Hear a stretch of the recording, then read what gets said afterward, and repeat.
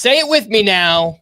He's the Miz, and he's awesome. Welcome into Fantasy Baseball today on Wednesday, July 9th. I am Frank Stampfl, joined by Chris Towers. Today on the show, we will discuss Jacob Misiorowski's dominance against the Dodgers. Brayan Bello threw a complete game. Was he great, or was it against the Rockies? A little bit of both? I don't know. Hitters that you're tired of hearing about, confusing pitchers. What's going on with Logan Gilbert? Where are the whiffs for Shota Imanaga? We'll talk about all that and much more. Well, let's jump in. Holy Toledo! The element of surprise reigns supreme. What a crazy night of baseball, Chris. There is so much stuff that just happened in these West Coast games. It is officially our latest start of the year, so I do apologize, but also thank everybody for being here. So thanks for hanging around. And, of course, you are up with Jacob Misiorowski. Yeah, I mean, first, I just want to point out, before we get to anything, the actual, oh my goodness gracious moment of the night was Patrick Bailey hitting a walk-off inside the park home run, which he hit in San Francisco, would have been a home run in 29 out of 30 ballparks, and I guess 30 out of 30, since it was a walk-off home run. That was really fun. It happened right before we went live, so had to get that one in there. But yes, my oh my goodness gracious player of the night is Jacob Misiorowski. Hit the button. Yeah. It's a little abbreviated. I'll play it again. It's a great song. I wasn't sure how much of it to clip, you know. I don't want to do like a 12-second drop or anything. That's Misery Business by Paramore for my millennial friends out there. A classic. And Jacob Misiorowski was unbelievably good on Tuesday night against the Dodgers. And it's funny because it was coming off his first bad start of the season. And then he gives up a home run to Shohei Ohtani in the very first plate appearance. And it's like, uh-oh. Is Jacob Misiorowski a fraud? Heck no, he's not, because he does not give up another run. Only 4 hits in the start, 1 walk, 12 strikeouts in 6 innings pitched. And I know we've had a little bit of discussion about the lack of whiffs. Well, in this one, 21 swinging strikes on 91 pitches, 9 on the fastball, 3 on the slider, 1 on the changeup. Hello, 8 on the curveball. That's really interesting, and I do think this might hint at a path forward for Jacob Misiorowski, because what we love to see and what we always want to see from young players is not just immediate success, but how they handle failure and how, you know, you're going to get punched. That's how Major League Baseball works. It's really hard. It doesn't matter how tough, how good you are. You're going to struggle at some point. And I always want to see how these guys react to struggling. And in Misiorowski's case, we saw the counterpunch, and it was outstanding, and it was throwing more curveballs. He came into this start throwing 85% sliders and fastballs, and that's been part of why he hasn't missed a lot of bats, or at least relative to the quality of his stuff, hasn't missed as many bats as expected, because his slider, we can call it a slider, it's a cutter. In some ways, it kind of moves like a four-seamer at times. Like, it does not have a lot of horizontal movement. It's got a lot of induced vertical break for a slider, which means it doesn't drop down. He throws it 94, 95 miles an hour. And he throws it often like on the inside hip to lefties, or right off the outside corner to righties, but not on the corner, more in the middle of the strike zone. And so he throws it where a lot of guys throw their cutters, in other words, and he hasn't missed a ton of bats with it. But the curveball, it's this power breaker. It's like 88 miles an hour, kind of moves more like a traditional slider, and he missed a ton of bats with it. 8 whiffs on 13 swings in this one. I think partially that is a reflection of the Dodgers going with a really lefty-heavy lineup and having to have an answer to that. But the curveball, you know, he commanded it well. It could be the path to more swinging strikes. The slider's excellent, but it's more of a contact suppression skill or tool. The four-seamer is going to miss a lot of bats, but there's a ceiling on how many bats you can miss with the four-seamer in general, especially if you don't command it super well. So I think this curveball could represent what the best version of Jacob Misiorowski looks like, and it looks really, really good. Yeah, for sure. And that curveball, we were, kind of sleeping on it because he wasn't using it that much. Mm-hmm. Entering the start, just 11% usage on that curveball. In this one, he's up to 21% usage with that curveball, and entering the start, 38.5% whiff rate on that pitch. So it was a good pitch, and it was, I guess you could say his best whiff pitch. Like the changeup is higher, but he really does not use that pitch much at all. So I agree. I think this could be a recipe moving forward for Misiorowski. And, maybe he didn't want to kind of show all of his cards in his first couple of starts. And, as we go along, he'll start to reveal more and throw more pitches that he needs to. Mm-hmm. Very interesting quotes too from Pat Murphy before this game. Did you see these quotes that he had about Misiorowski? I didn't know. Let me see if I can pull them up on the fly here, but it was, here we go. Pat Murphy on Jacob Misiorowski. Quote, "He's just broken the shell, man. He's just out of the egg. All arms and legs. He's still got gooey stuff coming off him. He's something special." Yeah, he is covered in gooey stuff. Yeah. Yeah. But I think that's a reminder that as talented, as raw talented as Jacob Misiorowski is, they are still kind of molding him into a pitcher, right? Like he throws super hard and he's got these unbelievable traits as a pitcher, but they are still teaching him how to pitch. So very funny, interesting quote there from Pat Murphy, but I do think it was a good reminder. And, even with some of the ups and downs so far, mostly ups for Misiorowski, he ranks as a top 36 starting pitcher for all of us. Absolutely. So through 5 starts, it's a 2.81 ERA, a .90 WHIP, and 11.6 K per nine for Jacob Misiorowski, who once again, because I'm the Miz and I'm awesome. That is longer than my drop. Yeah, it is. Well, I mean, we'll work it. We'll work together. We'll get this misery business one a little bit longer. We'll figure it out. What about Brayan Bello, who tossed the second complete game of his career, this one against the Rockies, where he allowed just 5 hits, 2 earned runs, 1 walk to 10 strikeouts, had 15 whiffs on 107 pitches here. And look, the sweeper, awesome in this one, had 6 whiffs. His sinker was very good too. At the top, I mentioned, was he great in this start? Was it just the Rockies being bad? I lean the latter, and I don't want to take anything away from Bello because he's pitching well right now, but just some of the individual pitch characteristic stuff has kind of been weird this season. Typically, the changeup has been his best pitch throughout his career, and so far this season, it's been one of his worst pitches. Last month, he had that great start against the Yankees. We were kind of excited because he was throwing this new cutter.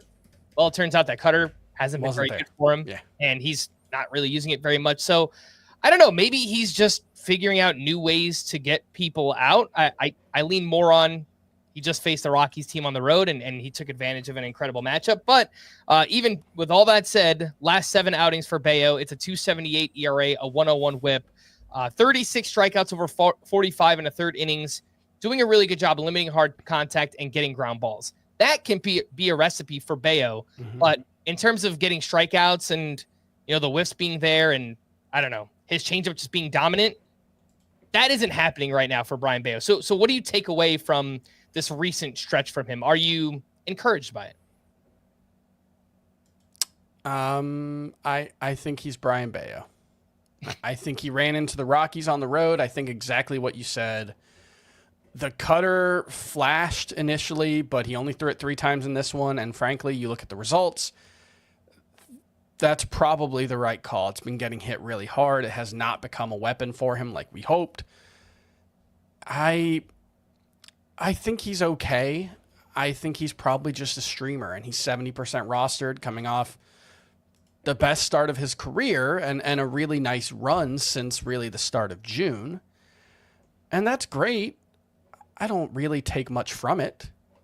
Yeah, I don't know. I think it was a nice start. I don't think there's much more. And here's another problem. Have you seen what the Red Sox schedule looks like to open the second half? I have not.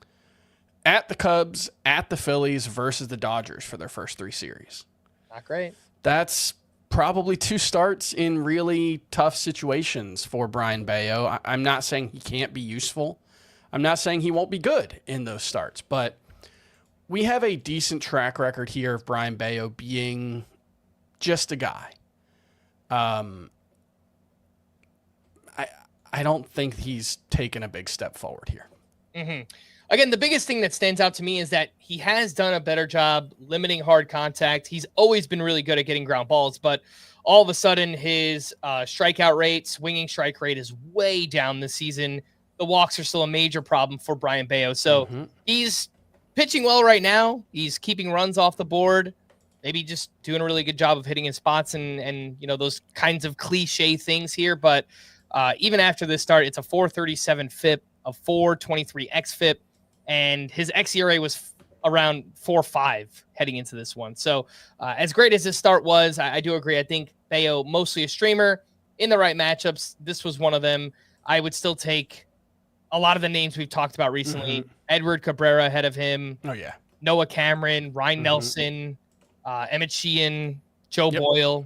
I take all those. Every single one of those guys ahead of Brayan Bello, yeah. I think Bello versus Trevor Rogers is kind of an interesting one. I don't know. I'm a little bit more encouraged by Rogers than you are. Yeah, I don't think the stuff is there. But look, I think they're both fringy enough that Trevor Rogers, the Orioles open the second half at the Rays, at the Guardians versus the Rockies.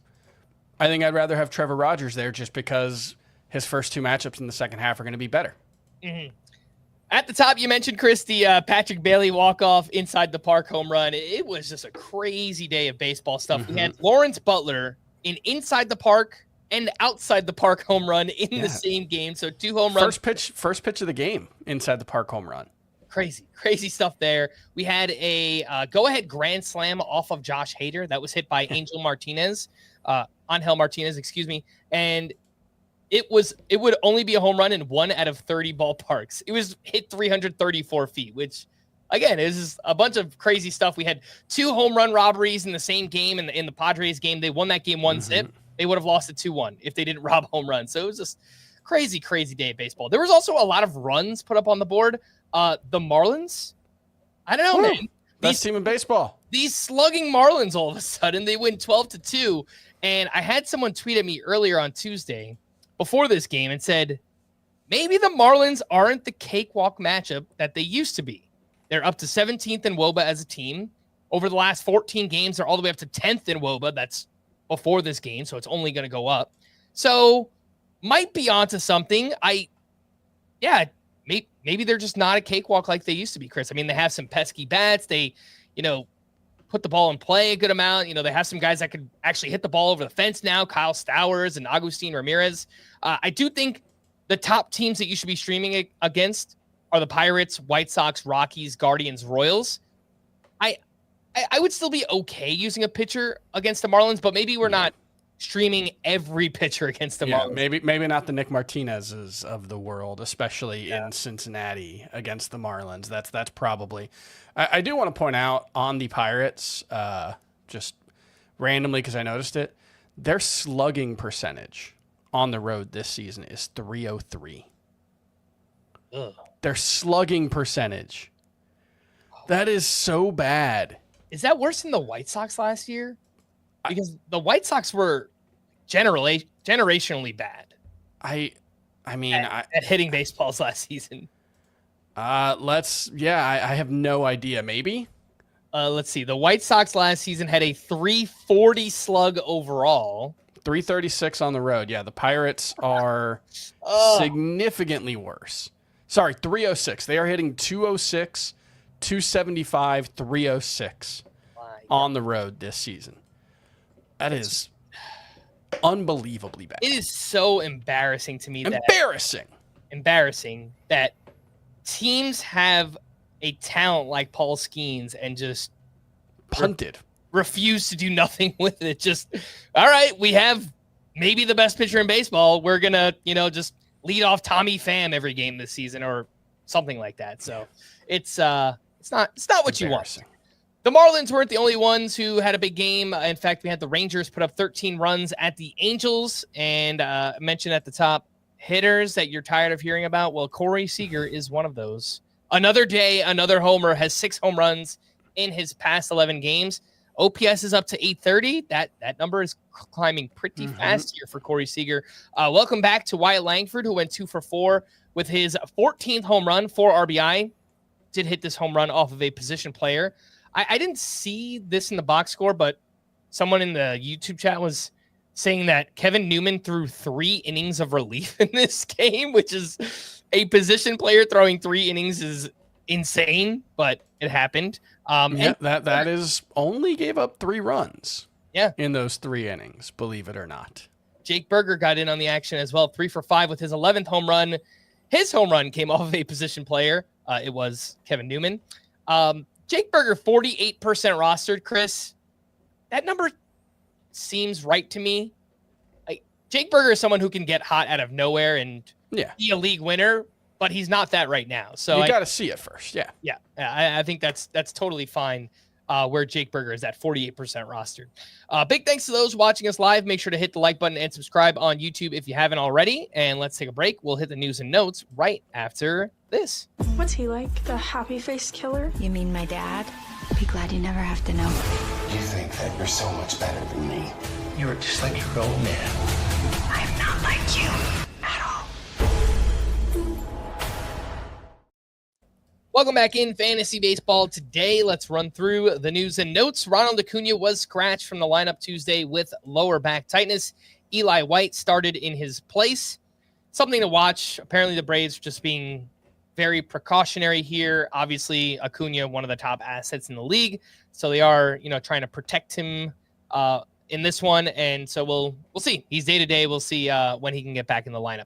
Ketel Marte returned to the lineup after missing Monday with groin tightness. I am going to assume he didn't really do anything because that was a 1-zip game. He went 0 for 2 with 2 walks. So, all right, he was on base more than anybody else for the D-backs in this game. Rafael Devers is apparently dealing with some back tightness, and the earliest he'll play at first base is after the All-Star break. So they are kind of working through that. They do want to use him at first base, but as long as he's dealing, with some ailments, they're not going to put him at first base just yet. Hunter Green threw a bullpen session on Tuesday. Nice to see that after he experienced renewed groin discomfort just the other day. He was supposed to make a rehab start here on Tuesday, but instead a bullpen, and we'll see how his body bounces back from that. Shane McClanahan began a rehab assignment at the Florida Complex League on Tuesday. And Chris, do you know what that means? Here comes the money. Here we go. Money talk. Here comes the money. The first time we've been able to play that soundbite all season long, because I don't want to jinx it. I might have just done exactly that, but we're getting closer here. Shane McClanahan threw 1 inning with a walk and strikeout, just 11 pitches in his first start here, but the Rays are hopeful that his next appearance will come this Sunday at AAA. So it's going to take him time to build up. Just because you see AAA, don't get too excited just yet. He's probably going to need like 4 or 5 more starts just to get built up, but I don't know, maybe late July, early August for Shane McClanahan, if there are no setbacks. Nice that we'll get some StatCast data for it. So we'll get our first sense of where the stuff's at after, obviously Tommy John, he pitched 1. Did he pitch 1 game in the spring? That sounds right. Yeah. Maybe it was more than 1, but it wasn't many. And then after the nerve issue. So, it's going to be interesting to see what the stuff looks like for Shane McClanahan for sure. It was actually 3 starts in spring training for Shane O'Mac. Jacob Wilson left after getting hit by a pitch on the left wrist, and I did see an update here. Mark Kotze said x-rays came back negative, and Jacob Wilson is day-to-day. The Yankees have moved Jazz Chisholm back to second base. Oswald Peraza is expected to start at third until they trade for somebody, which I almost guarantee they're not going to finish the season with Oswald Peraza as their third baseman. Maybe the answer is Jamer Candelario. If he hits in the minors, they call him up or whatever, but I saw that they scratched one of their prospects, Everson Pereira, from AAA game here on Tuesday, but there was no news that came of it. So everyone started speculating, are they close on a trade? Probably not, but I would bank on them trading for a third baseman. You know who I hope it isn't? Who's that? Don't trade for Eugenio Suarez, because if he happens to have a bad month, Yankees fans are going to hate him, and I don't want that for him. He deserves better than that. He is a pretty streaky hitter too. Yeah, he can go through a little bit. Trade for someone with like a 22% strikeout rate. It'll be fine. That sounds a lot like Nolan Arenado to me, Chris. That's a 10% strikeout rate, baby. Yeah, not that I really want. Just trade for Brian Hayes. It's fine. We'll see. Kodai Senga is expected to return Friday against the Royals. Cole Reagans was transferred to the 60-day IL, which makes sense. He can't return until early August with that rotator cuff strain in his left shoulder. Ivan Herrera will begin a rehab assignment at AAA on Thursday or Friday and expects to be activated right after the All-Star break. Adley Rutschman took dry swings on Tuesday, his first step to returning from that oblique injury. And speaking of Orioles catchers, Gary Sanchez is likely to miss 8 to 10 weeks with a moderate PCL sprain in his right knee, which, awful timing for him. He was lighting it up, someone that you could have used in fantasy as well. And I don't want to say it's definitely not going to happen, but I feel like if they were going to call up Samuel Basayo, it would have happened by now, Chris. Yeah, I would have called him up. But I understand why they wouldn't. They probably want him to keep focusing on his defense, although he's not playing full-time catcher at AAA anyway. So catching 3 times a week in the majors, playing first or DH the rest of the time, it should still be possible. But he's only 20. I get it. He hasn't played that much at AAA. They should have called him up. Yankees prospect Cam Schlittler will make his first career start Wednesday against the Mariners. This season in the minors, hit 282, has a 282 ERA with a 121 whip, 11.6 K per 9, walks, bit of a problem, does get ground balls, gets a good amount of whiffs. He did that between AA and AAA, 41% rostered. I think it's mostly a deep league thing for now. 41%, a little bit higher than I thought here, Chris, but there is a little bit of upside, so we'll see. Yeah, I'm interested to see what he looks like. I think 41% is probably about as high as it needs to be before he makes a good start. If he makes a good start, then we can talk. If he struggles, then 41% is probably going to be too high. Yeah. Al Bradish has thrown 2 live BP sessions and is expected to throw 1 more before beginning a rehab assignment. He is recovering from Tommy John surgery and is probably still out until August, but could be on a similar timeline as someone like Shane Bieber. So Kyle Bradish was great the last couple of years we saw him. Only 13% rostered. Totally a name you could stash right now. Shane Bieber's 55% rostered, I think. Shane McClanahan's much higher than that. I would suspect those guys are going to be ahead of Kyle Bradish, but the timetable is probably not that different for him versus those other two. So that was one that really stood out to me. I had kind of forgotten, and I think everybody had forgotten that Kyle Bradish is coming back, and he looked like an ace the last 2 times we saw him, 2022 and 2023. All right, Clay Holmes is expected to start Sunday, but will likely be piggybacked by Sean Manaea in his return from the IL. And I do wonder if the Mets will start to limit Clay Holmes a little bit here, Chris. His first season as a starter, I think it makes sense if they want to use him in the postseason as well. Not to the same extent as Rasmussen, because Rasmussen is more injury related. Yeah. But, I think you can only push Clay Holmes so far, a reliever turned starter here. So kind of interested to see what happens. Take the opportunity to sell high on Clay Holmes right now. Which is tough because he just had a bad start. Yeah, it's not coming off his best start, but he had been doing very well before that. And it looks super unsustainable, especially with the way his command has regressed as the season has gone on. So I would be looking to try to trade Clay Holmes right now. Rhys Hoskins hopes to return by mid to late August with that grade 2 UCL sprain in his left thumb. Luis Robert was activated from the IL. Luis Heel is expected to begin a rehab assignment on Sunday. Keibert Ruiz went back on the 7-day concussion IL on Tuesday. He was activated last Friday, but apparently had a renewed concussion symptoms. Starling Marte placed in the IL due to a right knee bone bruise, and Jesse Winker was activated. Zebby Matthews threw a live BP on Tuesday, his first time facing hitters since going on the IL with a right shoulder strain. And the Dodgers called up Alexis Diaz from AAA. He has been pretty terrible in the minors since coming over from the Reds, so I don't really think that one matters much at all. Let's get into the waiver wire hitters from Tuesday's action, and one shallow league catcher up top. Austin Wells has homered in 3 straight. He's up to 14 home runs, has 50 RBI as a catcher, which is pretty impressive. Comes with a 221 batting average, 743 OPS, 77% rostered. I think that probably sounds right. Chris, what do you think about Austin Wells? Yeah, I think he. I don't have my rankings open right now, but I think he's around 15. So yeah, you have him at 14. I have him at 15. Scott has him at 16. Yeah, so that's pretty fringy in a one catcher league. I think 77% rostered's fine.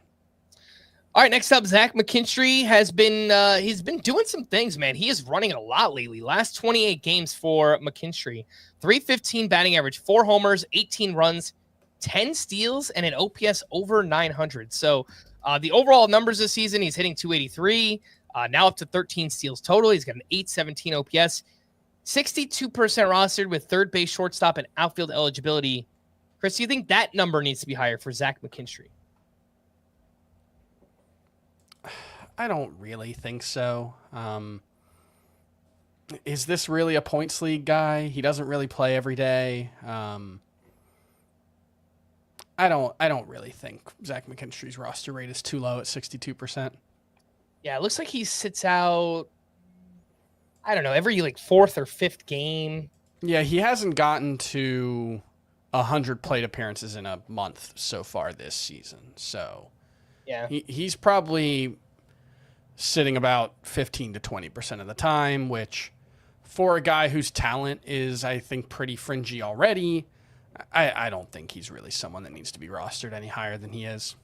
Yeah, I would say, his biggest asset is obviously his versatility, having 3 different positions. Yeah. Definitely a name for roto leagues, but at 62% rostered, I would say that probably covers most roto leagues at this point, especially with the way he's running. So batting average and steals, you like that in a pretty good Tigers lineup, but yeah, 62% probably sounds right.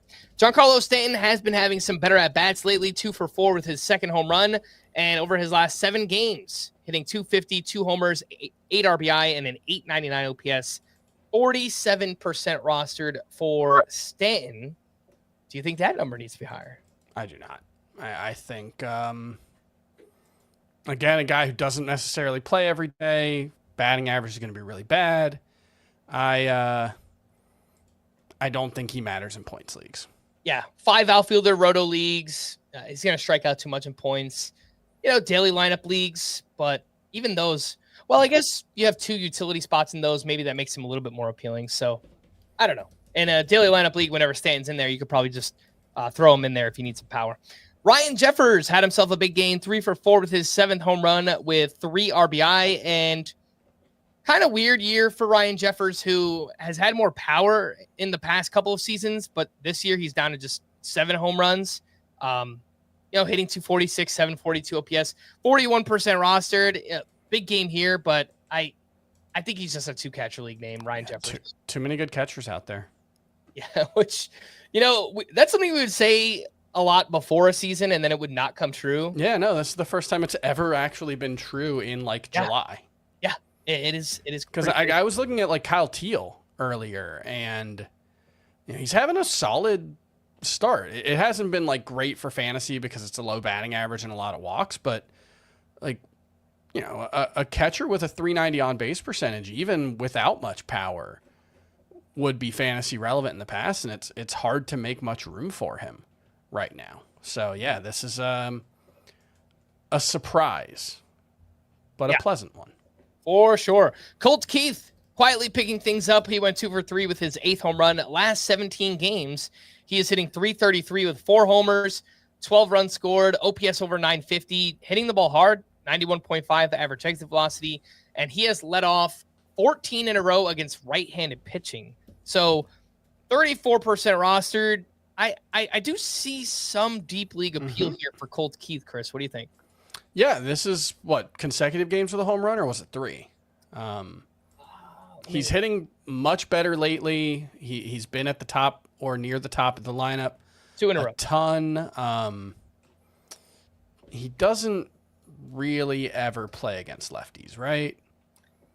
Yeah, he has not started a game against a lefty since June 4th, which happens to really coincide with when he got hot. So, no, Colt Keith is having a really nice season. OPS is now close to 800. He's plate discipline's been better. The quality of contact's been better. I think his XBA is like 280 right now. It's limited because he doesn't play every day, doesn't play against lefties really, but I think he's still under rostered at 34%. There are some roto leagues where, Colt Keith, I think he has third and second eligibility, right? Am I remembering correctly? Yep. So yeah, either middle or corner infield, that's nice to have around, even if it's not a huge difference maker. Yeah. Even in, like deeper points leagues, the fact that he doesn't play enough, I don't think it's going to work. He actually has first base eligibility as well. So, okay. Yeah, if you do play in a deeper roto league, corner and middle, you need a little bit of batting average, modest pop, going to score runs at the top of that lineup too. So I have a little bit of interest there in Colt Keith. 2 other deep league names here. Ronnie Mauricio seems like he's been having better at-bats lately. 1 for 5 with his 4th home run. He's got 4 homers, 2 steals in just 25 games. He's got second and third base eligibility. Problem, he's only started 2 of the past 5 games. So kind of just wish we could see, what he could do with full-time playing time. But, obviously the Mets are playing for a lot this season, so they don't really have that luxury to just kind of develop him on the fly. And Harrison Bader had himself a big game, 2 for 4 with a sock and a shoe. His 11th home run, his 8th steal, and has started 8 of the past 10 games. Just a quietly solid season, man. 11 home runs, 8 steals to this point. Any deep league interest, Chris, in a Ronnie Mauricio or Harrison Bader? Honestly, more in Bader than Mauricio, just because of the playing time situation. I know, Bader's not going to play every day himself, but Mauricio doesn't really have any kind of clear path to everyday playing time unless something drastically changes in New York. I think it's probably more likely he's sent down to the minors before the end of the month than that he's starting every day.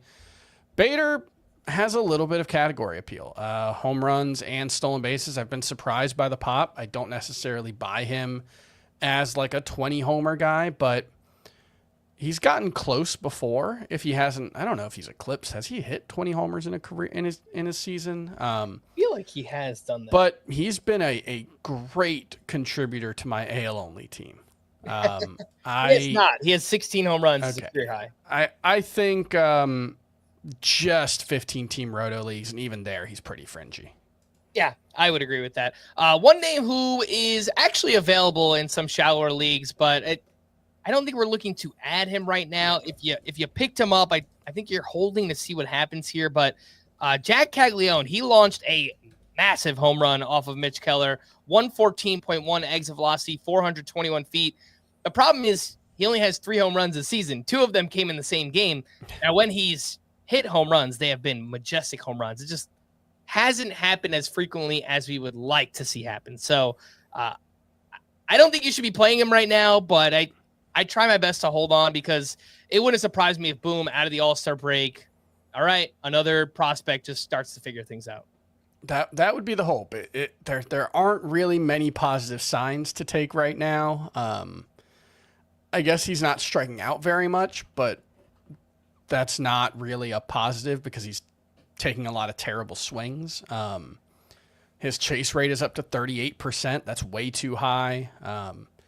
So I think it mostly comes down to him just being super aggressive and not picking the right swing pitches to swing at. And look, easier said than done, right? But this is a 22-year-old who's still very developing, still very raw. It shouldn't be a surprise that it's taken him a while to figure it out. So, like you said, if I can, I'd like to hang on to Jack Caglione and hope that he figures it out. But, I'm not surprised by the growing pains here. Yeah, and way too many ground balls. That has been an issue for Caglione, 52% ground ball rate thus far.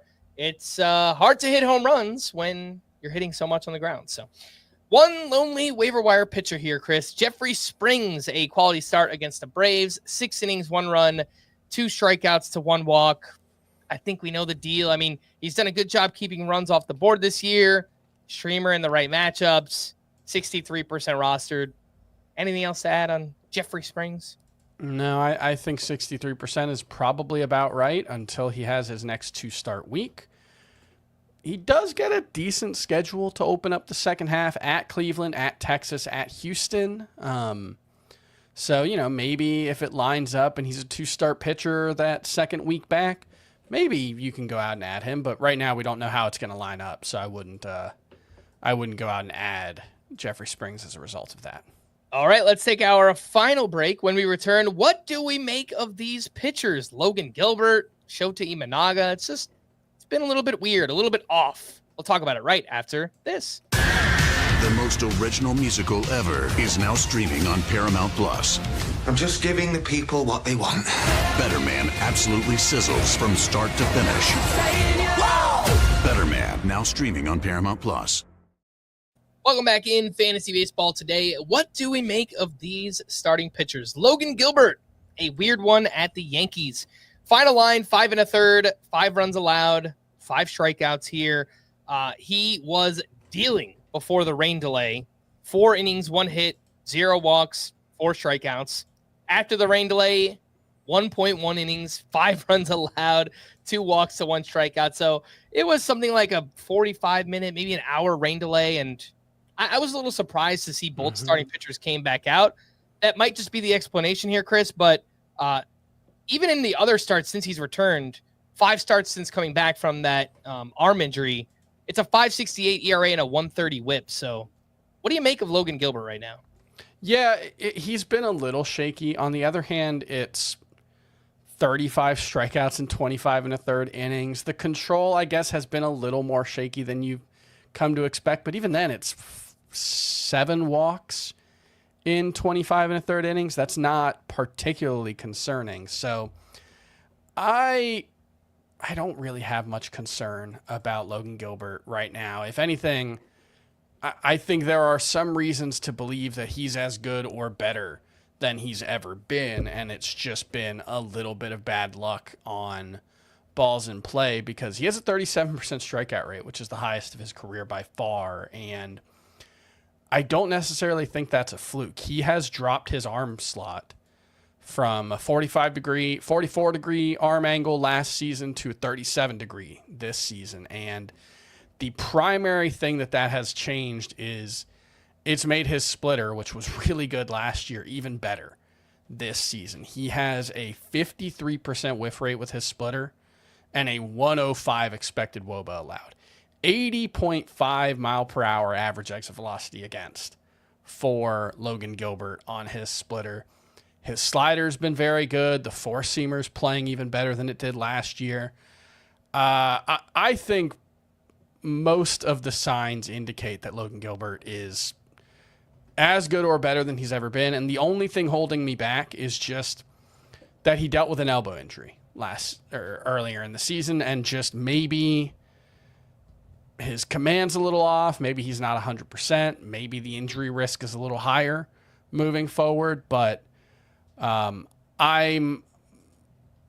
if you could guarantee me health for Logan Gilbert, I think he's a top 10 starting pitcher. Yeah, I mean the fact that it was an elbow injury, right, or forearm.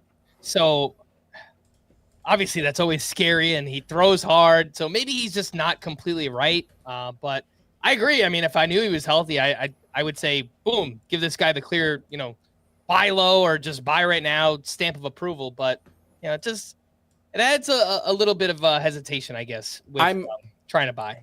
I'm much more likely to say buy low, though, or just buy, period, with Logan Gilbert than anything else, though. All right. Where are the whiffs for Shota Imanaga, who had a quality start at the Twins? 6 innings, 2 runs, 0 walks, but only 1 strikeout. The weird part, he had 11 whiffs on 83 pitches, so it just feels like that should have resulted in more than just 1 strikeout here. But 13 hard hits allowed, velocity down in this start for Imanaga. And I don't know, it's just been a weird season for him. I know he dealt with the injury. He missed a lot of time. But even before then, he has 4 strikeouts or fewer in 9 of 11 starts. His swinging strike rate is down this season. He's giving up a lot more fly balls, which has led to more barrels, a higher home run rate as well. So, Chris, where are the strikeouts? What is going on with Imanaga? Yeah, the concern I had with Imanaga, in so much as I had concerns coming into the season, was just that because his stuff is not great, he throws 92, he's got that amazing splitter, but the overall arsenal is,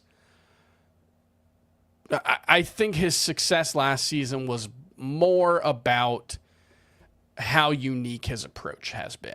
There are not many lefties who rely on a splitter as heavily as Shota Imanaga is. There are not a lot of lefties who do that while being 5'10" with a low arm slot release. So he's just someone that hitters don't have a lot of familiarity with. It's a type of pitcher that hitters in the majors don't have a lot of familiarity with. And I was worried that it would just be a little less effective when the element of surprise was taken away, because hitters tend to do better the more they see pitchers. They tend to do better the more they see pitch types. A good example of that is the sweeper craze when it first was introduced, and you saw guys throwing really good sweepers. The whiff rates were super high. Now I think the whiff rate on sweepers league-wide is actually a little bit lower than it is for like sliders. So that just kind of illustrates the point that the more hitters see of pitchers or pitches, the better they do against them. And I think maybe Imanaga, the league is catching up to him a little bit. He's still been very good, but 19% strikeout rate, walk rate's a little elevated. I do think there's a sell high window here with Shota Imanaga, especially because the strikeouts aren't getting better with the since he came back from the hamstring injury. So my next question was, would you be looking to buy on Shota Imanaga? But you're more likely to go the other way and sell. Yeah, while you can. All right. What about Jack Flaherty? His first quality start since actually it might be back to. No, last time it was only 5, but I think he has 2 quality starts in his last 3. This one, I was nervous because last time he faced Tampa Bay, he got destroyed by them, but solid outing, 6 1/3 innings, 2 runs, 8 strikeouts to 1 walk, had 16 whiffs on 93 pitches. The velocity was up on his breaking pitches in this start, and it's just also been a weird season here, Chris, for Jack Flaherty, who has a 4.70 ERA, a 124 whip. I am at this point, unless something changes, like his fastball and slider have regressed from where they were last season. Yeah. I am comfortable saying that Flaherty is more likely to be a high 3s or low 4s ERA pitcher, albeit with a lot of strikeouts. But I was expecting that number to be better coming into the season. So I don't know. I'm ready not to take the L, but I guess I just admit that, yeah, this is not the pitcher that I was expecting coming into the year. I think that's fair. I'm more inclined to call him a buy low because the stuff still looks like it's mostly there. And, maybe the command hasn't been as good, and that's why the walk rate and the quality of contact is worse. But that's the kind of thing that could just flip on a dime. Like, as we saw, I have some faith in the Tigers being able to figure that out because they already did. And maybe that's misplaced faith. I certainly wouldn't give up a ton for Jack Flaherty, but I'm still not quite ready to write him off as a, very good fantasy option, even if he hasn't been anything close to that so far this season. I hear you. I understand it. It can flip quickly here, but why hasn't it already, I guess? That was my question, right? It's been 18 starts, and the Tigers still haven't really been able to get him on track. He's been okay. He's had some good starts this season. A lot of strikeouts. I mean, that's the one thing. 29% strikeout rate is still really good. Yeah, it's just he's also had some big blowups too. Yep. So I think he's more like a, maybe a 3.8 to 4 ERA pitcher with a lot of strikeouts, but which is better than what he's done so far. It's just, I was probably expecting something like a mid-3s ERA coming into the season. You know, I will give him this. At least the whip is still tolerable. It's not good, but for as mediocre as the ERA is, 4.70, 124 whip you can live with. So that is a good sign, even though it's not. It's still not a great thing for Jack Flaherty. Yeah. Next up, Jose Soriano had a rough outing against the Rangers. 4 innings, 5 runs allowed, 5 walks, a season high, to just 4 strikeouts through only 57% of his pitches for strikes. And look, he's had 2 very rough outings in his last 3. Back on June 27th, he allowed 8 earned runs over 4 innings. Do these 2 terrible starts, Chris, kind of erase all the good faith that Soriano built up with us? Because before these 2 bad starts, I mean, we had like 7 shutout with 10 strikeout starts. He was doing some really great things. 85% rostered. Should that still be the case for Jose Soriano? I think he's a drop. And it's frustrating because he does so many things well. Elite ground ball pitcher, maybe the best ground ball pitcher in baseball. Has 4 different pitches with an above average swing and miss rate, which is pretty shocking. There are only 7 pitchers in baseball who have thrown at least 100 pitches of each pitch type and have 4 pitches with an above average swinging strike rate. That is Zach Wheeler, Paul Skeens, Spencer Schwellenbach, Cole Reagans, Freddie Peralta, Ronnie Enriquez, and Jose Soriano. That is really weird because he's got a 20% strikeout rate for the season. Because I think his command is just really bad. And he's going to give up a lot of hits because he's a ground ball pitcher. Even when things are going well, he'll give up a lot of hits. So Jose Soriano, not at all someone that I think needs to be rostered in every league, unfortunately. All right, let's get into some good pitching performances here. And Yuri Perez, he is coming alive over his last 2 outings. 5 innings, 1 run, 8 strikeouts to 0 walks at the Reds. He had 11 whiffs on 88 pitches and mixed in more sweepers in this one. The velocity was up on that pitch. It performed very well. And all of a sudden, last 2 starts, 11 innings, 1 run, 15 strikeouts to just 1 walk. So not sure he's completely back yet, Chris, but we're getting closer. Yeah, the one thing with the sweeper, the velocity being up on that one, the velocity was also down on his curveball.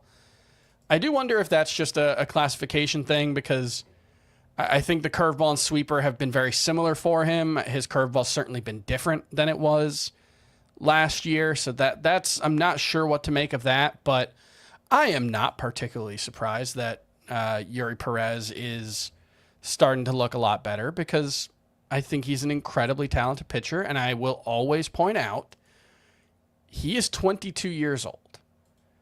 Like, we've been talking about him for a long time. He had a great rookie season. He had Tommy John surgery. Now he's back, and he's still 22 years old. He's younger than all these pitchers we're talking about, right? Like Chase Burns and Jacob Misiorowski. He's younger than all those guys, I'm pretty sure. So, like, eventually Yuri Perez was going to figure out. Was it guaranteed to happen in July of this season? Of course not. It might have taken until August or September or April of next season. But I was always very, very confident that Yuri Perez was going to get back to being an impact pitcher, and it looks like we're back there. Is he going to be a superstar, an ace the rest of the way? No, I think there's going to be a lot of starts like this where he's pulled after 5 innings and 88 pitches because they don't want to push him. But I think Yuri Perez is going to be very good the rest of the way. All right, Chris. I'd imagine most people don't have to make this decision, but I'll ask you anyway because it's fun. Who would you rather have rest of season, Yuri Perez or Jacob Misiorowski? I'll go with the Miz. Mm-hmm. Yeah, a better team, and that's probably the only thing that separates them, I guess, right? Like, yeah, I expect both of them to get a lot of strikeouts. Maybe the whip is a little bit higher for both, but I think, man, I don't know. Like, I think Misiorowski probably has more strikeout upside, but man, Yuri Perez's strikeout upside is really, really big. And a big thing for that is just he's got more ways to miss bats. If Misiorowski, the curveball that he showed today, if he can throw it consistently, 25% of the time and get whiffs with it, that could change it. But I think they're both incredibly talented pitchers. I feel a little more confident in Misiorowski, but I like both. All right, we had a bunch of pitchers with quality starts here, Chris. So I'm just going to read off some names, and you tell me, did anything stand out for these 6? Ryan Pepio, Nathan Eovaldi, Merrill Kelly, Mitch Keller, Seth Lugo. You can't keep getting away with it. You can't keep getting away with it. You won't. 5 strikeouts, 4 whiffs on 82 pitches, 93.1 average exit velocity against. Seth Lugo is a magician. And Clayton Kershaw. So again, 6 names: Chris: Kershaw, Lugo, Mitch Keller, Merrill Kelly, Eovaldi, and Pepio. Anything stands out from that group? Yeah, I think we can throw Clayton Kershaw in the he can't keep getting away with this bucket, because I just don't buy it. It's great to see. I'm never going to root against the best pitcher of his generation, but I don't buy him being a must-start fantasy player moving forward. Seth Lugo, I will give him this.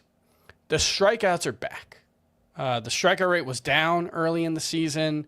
He wasn't really missing bats.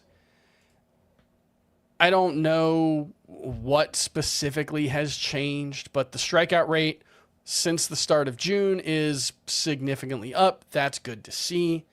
The walk rate has been better over the past couple of starts after looking really bad in June, and he still somehow had a 1.26 ERA.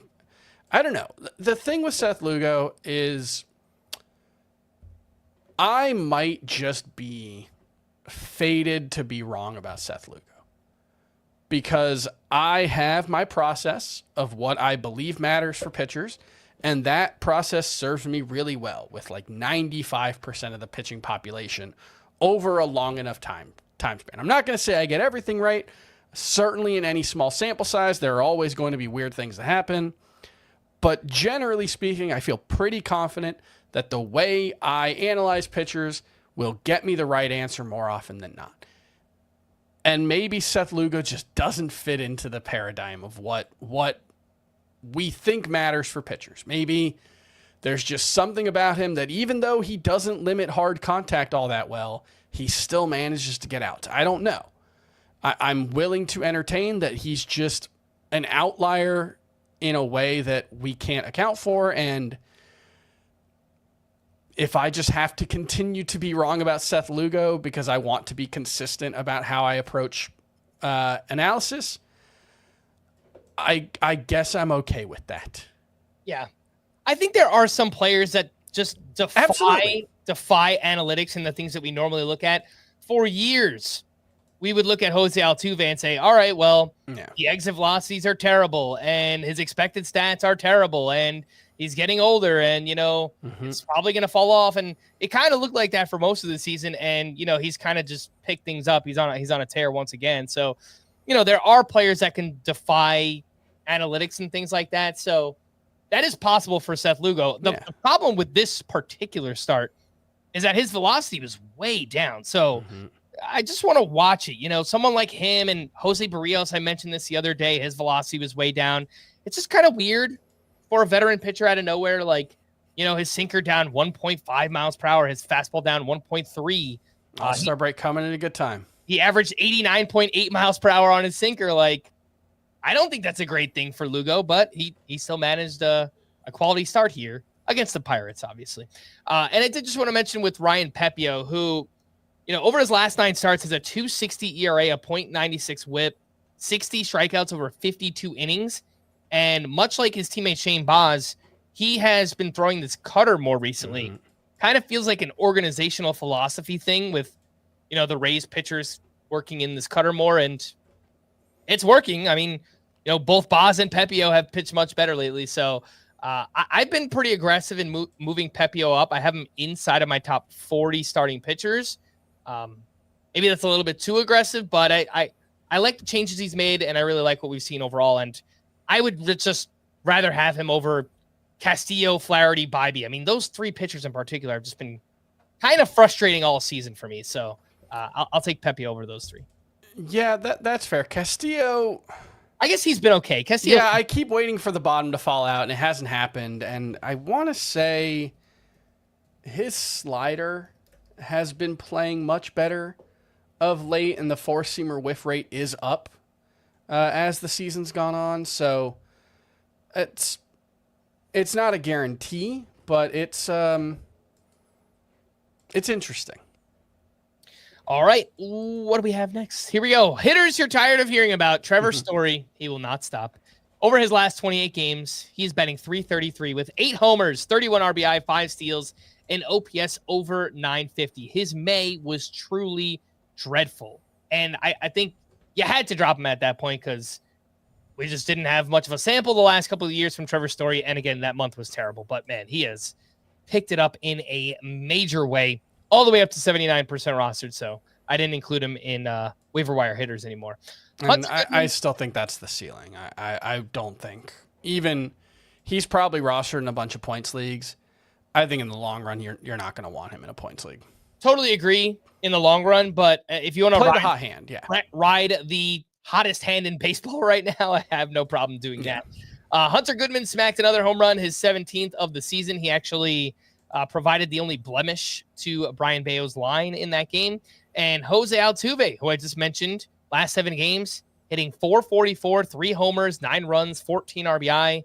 Overall numbers, he's got 16 homers. Counting stats look pretty good. Yeah. 788 OPS. Again, you'd like the steals to be higher. Mentioned that the other day, but everything else looks pretty good here for Jose Altuve. Some hitting leftovers.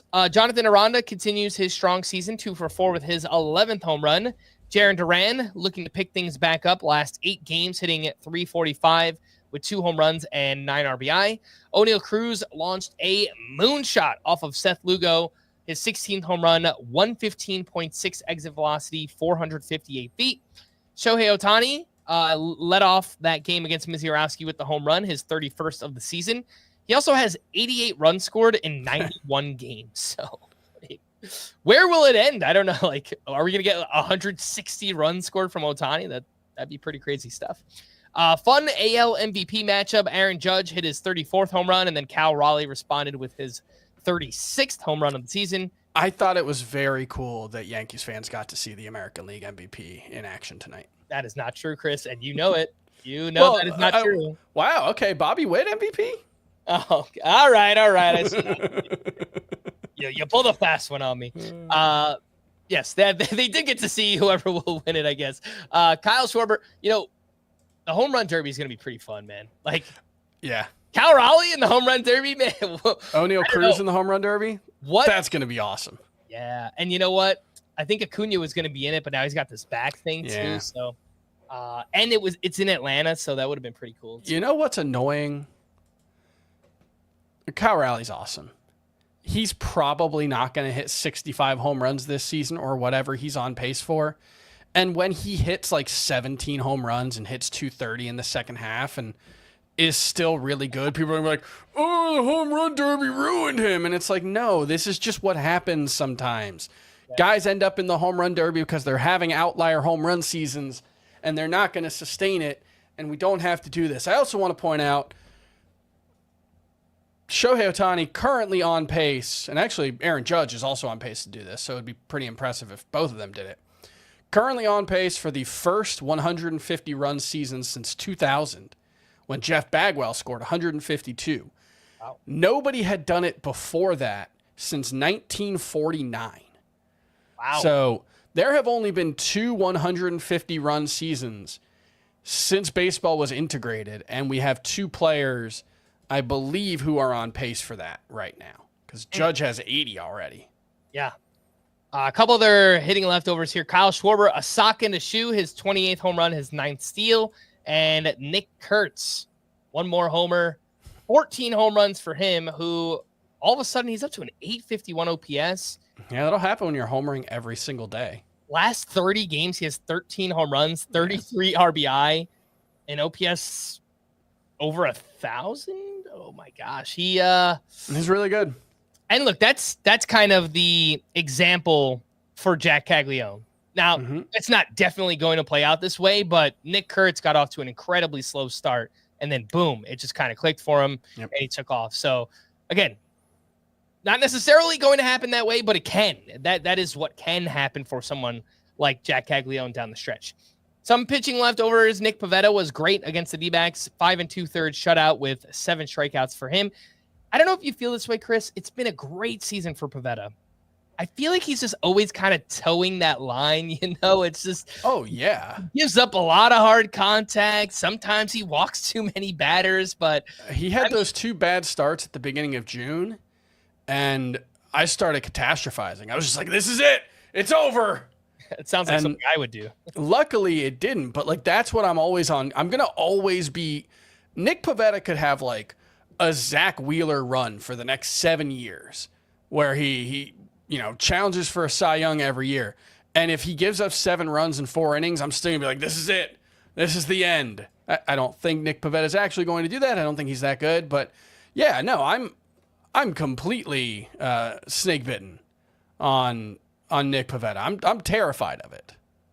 Will Warren bounced back against the Mariners, 5 2/3 shutout with 4 strikeouts for him. Last time out, 8 earned runs. He's down to 79% rostered. I think that's fair. You could say he should be dropped in even more leagues than that. There's talent here. He's just been very inconsistent, and I guess that's expected from a rookie starting pitcher. And Hunter Brown, man, what happened here against the Guardians of all teams? 6 innings, 6 earned runs allowed, a season high for Hunter Brown, who also had 3 walks. He allowed 2 home runs, 11 hard hits. So very clearly did not have his best stuff. 3 walks, all that hard contact. You give up some home runs, and this can happen against any major league lineup, but a little surprising with how great he's been and how bad the Guardians have been. Just didn't seem to have his command in this one. Only threw 40% of his 4-seamers in the strike zone, only 42% of his pitches. Overall, the 4-seamer and sinker actually both had a zone percentage of 40% or below. So, just did not seem to be commanding the ball well, Hunter Brown. But no concerns there. The call to the bullpen for the Tigers. Will Vest got the 9th inning with a 2-run lead. He allowed a hit, but struck out 3 for his 15th save. For the Royals, Carlos Estevez got the 9th with the game tied. He allowed a hit, but that was it. And then he wound up with the win because the Royals walked it off. For the Brewers, Trevor McGill struck out 2 for his 21st save. For the Mets, Edwin Diaz pitched a scoreless 9th with the game tied. Huascar Brazaban got the 10th inning with a 1-run lead, and he struck out 1 for his 2nd save.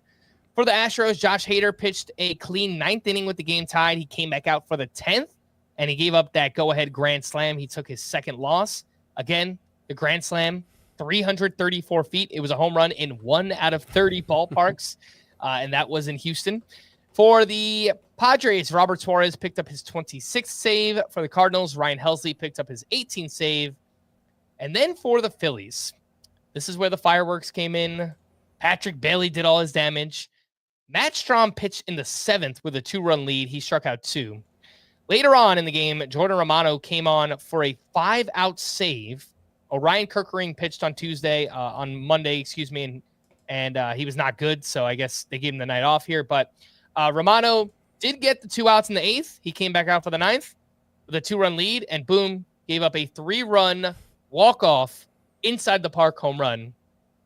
It's just been a disastrous season for Jordan Romano. And if the Phillies are serious about contending, which I think they are, they've got to trade for someone. They need a closer. I guess Alvarado's going to be back at some point. That's the tough thing is Alvarado, I think, is eligible to return August 18th or something. But even still, don't you want He's not Alvarado, eligible for the postseason. Don't you? Oh. So, I think they got to add someone. Eighth inning guy anyway, right? I think they probably should add some. Look, I think Strahm is good enough, and honestly, I think they should just stop messing with it and make him the closer. I think he's the clear best pitcher in that bullpen. But yeah, I think this is a team that could use a high leverage arm. I will say, asking Jordan Romano to get 5 outs in 2025 just feels unfair. That just feels like setting him up to failure. I'm not even making a joke about it. That feels like bad management. That is asking too much for a guy who just has not been up to it this season. And I think that worked out about as you would expect it to go if you had told me Jordan Romano was going to try to get a 5-out save. Yeah. I mean, that is just feels irresponsible to try and do that. I'm just like scrolling up and down the teams that are out of it. I guess David Bednar could make for a closer on a team right now. Remember how bad he was early on, but it's worked out pretty well since then. Kyle Finnegan has closing experience, but I don't think that's an answer. Nobody trusts it, Aroldis Chapman? Yeah, but you know what? The Red Sox are a game out of a wild card spot. I don't think they're selling, man. But it's a 1-year deal. I think they could not sell and still move Aroldis Chapman, Fair. Especially if they think Jordan Hicks. The Orioles actually moved. That was one I thought of, but I think they're still trying in 2026, and I think he'd be a big part of that. So, there's not a ton of... Kenley Jansen, but he's... Yeah, he's shaky. He's older now. Could you get Mason Miller? It would have to be a Godfather. I think you'd have to offer a lot, but the A's are really bad, and they don't look like they're anywhere close to being competitive. So if you could get... that's your closer for the next, decade. If you could get Mick Abel and, like Justin Crawford or something. Justin Crawford for him, which I think that'd be a great trade for the Phillies, actually. I don't have a lot of faith in those two guys. So that'd be an interesting one if you want to, be super aggressive. Yeah, we'll see. I do think, but there are other teams too. Like it is a seller's market right now. It's just, there are not enough teams selling, and there are teams all over the league that need relievers. So I don't know what's going to happen here. Yeah.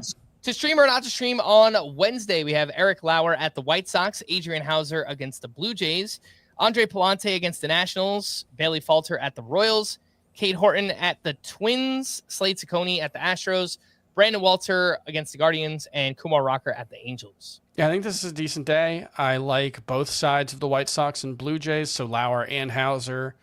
I think Palante is fine against the Nationals, and Cade Horton at the Twins is okay, and I like Kumar Rocker at the Angels. So I think there's a lot to like, and even, I know the Guardians had a great day today, but I wouldn't be surprised if Brandon Walter had a good start against them.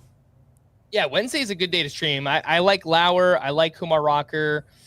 I think yesterday I said Brandon Walter. A little bit more nervous here with the Guardians having a good game. I think I would move Cade Horton up ahead of Brandon Walter now at the Twins, coming off his best start of the season. And then on Thursday, we have Charlie Morton against the Mets. Colin Ray is at the Twins. Logan T. Allen at the White Sox. Mike Soroka at the Cardinals. And Eduardo... No, I can't even say it. I'm not going to say Eduardo Rodriguez. Look, let's say your ERA is already bad and you just want counting stats. Then take the chance on Eduardo Rodriguez, because he gets a lot of strikeouts and occasionally gets absolutely bombed. I like Soroka and I like Logan Allen. I'm not sure how I feel about Charlie Morton. The Mets have not been great lately. Their lineup is kind of coming alive again, though. But he's looked really good for kind of like 2 months now. That's true. The whip is always high. There's a lot of risk there. I think he's okay, but I like Soroka better than Charlie Morton. I agree with that. I would go Soroka, Logan Allen, and Morton's pitching better than some of these names here. But again, the spot against the Mets, I don't necessarily love that. So I'll put him third on that list. We are going to wrap there. For Chris, I am Frank. Thanks as always for tuning into Fantasy Baseball today. Please make sure to follow and leave a 5-star rating on Apple or Spotify. And we will be back again tomorrow. Bye-bye.